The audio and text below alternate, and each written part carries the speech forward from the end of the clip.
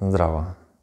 Zadnje čase je v družbi velikokrat slišati izraz slabo vreme. Kaj sploh je slabo vreme? Kaj sploh to pomeni? Zdaj, če se vprašamo, ali sploh obstaja slabo vreme? Če se vsaj malo ustavimo pri tem vprašanju, bi lahko ugotovili, da je to samo stvar perspektiv. Torej, iz katerega zornega kota gledamo na ta naš svet. Seveda, če imamo namen za vikend iti na morje, nam morebiten dež za vikend hitro pomeni slabo vreme. Torej, še enkrat, to je samo stvar zornega kota. Torej, iz katerega kota pogledamo na stvar. Če pa se vprašamo, ali je dež v poletnem času res predstavlja slabo vreme, si lahko kaj hitro ugotovimo, da to najbrž ni res. Tisti, ko imajo vrtove ali pa gojijo zelenjavo zunaj ali pa na splošno narava sama, je še kako hvaležna, če jo kdaj obišče poleti dež. Tako. Ja.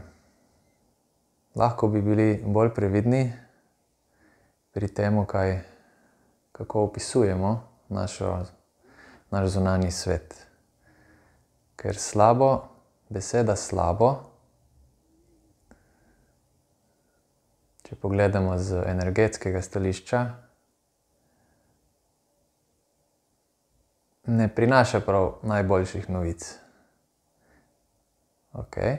In ko izgovorimo slabo, ali pa rečemo, za vikend bo slabo vreme, avtomatsko orišemo in opišemo naš vikend, da bo slab, ker smo se mi tako odločili.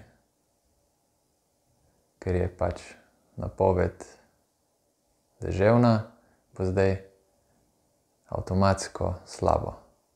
Ker ko mi izgovorimo besedo slabo, naša podzavest nima druge možnosti, kot poiskati energijo, ki stoji za to besedo, in tako nam tudi ustvari razpoloženje. Zato bodimo vestni in pazimo, kako se izražamo, ker če ne drugega, tako vplivamo na svet, ki je znotraj nas. Torej na svoje lastno počutje, vzdušje, ne pa na svet, ki je okrog nas. Tako. Zaenkrat je važno, da poskrbimo zase, na svoj svet, in ko bomo svoj svet imeli tipi-topi,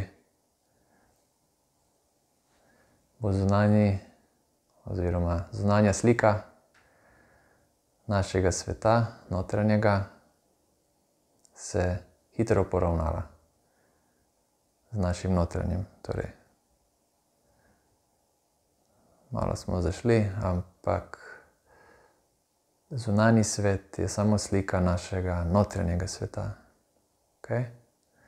In bodimo vestni, kaj vnašamo v naš notranji svet, ker se to preslika v zunanjega. Ni direktno vidno, ampak tako je, če si le dovolimo prisluhniti in opazovati, kaj se dogaja. Hvala.